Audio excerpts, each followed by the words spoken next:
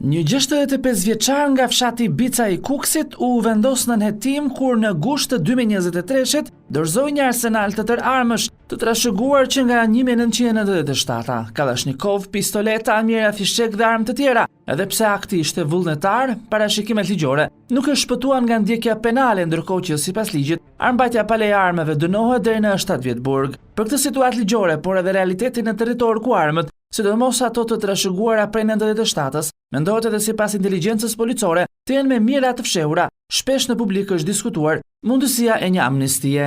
Ndoshta edhe një amnisti për armët do ishte e mirë, domethënë, për qytetarët që i posedojnë, le të themi, të shpallet një amnisti 6 muajore, nëse do afrohen një vlerë, do thoni ju ç'pun kemi ne të blejmë armët, ne s'po pagojmë dot pensionistët, po armët kurse njet nuk është kaq e thjeshtë. Eksperti kriminalist Artan Rexhepi për Report TV thotë se ligji duhet zbutur.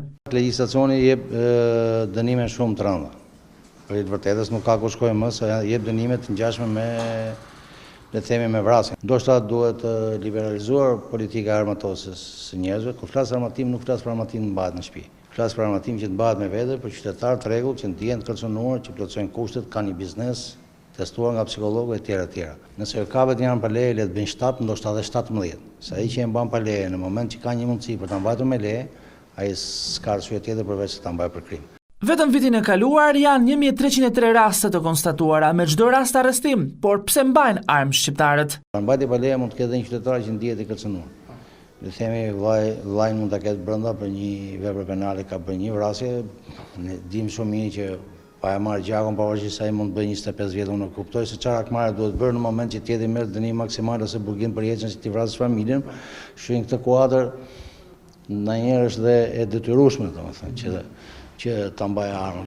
Vitin e kaluar, policia goditi 41 raste të trafikimit të armëve, kryesisht nga Kosova, Maqedonia e Veriut, Malizi dhe Serbia, ndërsa statistikat e viteve të fundit kanë treguar se në duart e shqiptarëve nuk ka vetëm armë të trashëguara.